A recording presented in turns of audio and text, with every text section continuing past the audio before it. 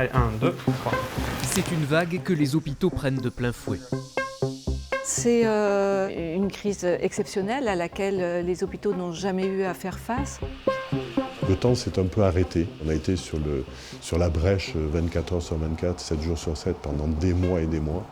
Quand le Covid déferle sur la France, l'hôpital est déjà à bout de souffle, en manque de personnel et de moyens. Pourtant, à Périgueux comme ailleurs, il fait face. Malgré ces tensions et malgré les difficultés auxquelles les hospitaliers étaient confrontés, ils se sont mobilisés, ils ont laissé tout ça de côté pour pouvoir se concentrer sur ce qui forge leur valeur. Il n'y a pas eu de défection.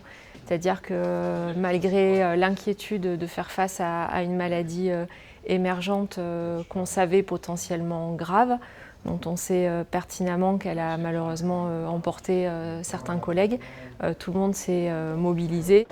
Et les vagues s'enchaînent. L'hôpital monte en puissance jusqu'à doubler le nombre de lits en réanimation.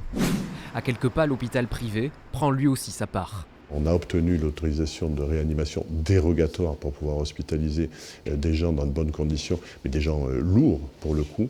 Et on a transformé un service de médecine dédié à la prise en charge des patients atteints du Covid. À l'heure du quoi qu'il en coûte, les structures de soins ont les mains plus libres et improvisent pour maintenir leur système à flot, avec succès. Et 5 ans après, c'est surtout l'expérience qui demeure. Il y a des dispositifs qui se sont mis en place qui permettent certainement une réaction peut-être plus rapide et peut-être plus cohérente. Maintenant, dans les projets architecturaux, on tient compte de cela. C'est-à-dire là, on reconstruit des urgences à Sarlat, on va reconstruire des urgences à Périgueux, on tient compte du double circuit, enfin voilà, on en tire des enseignements.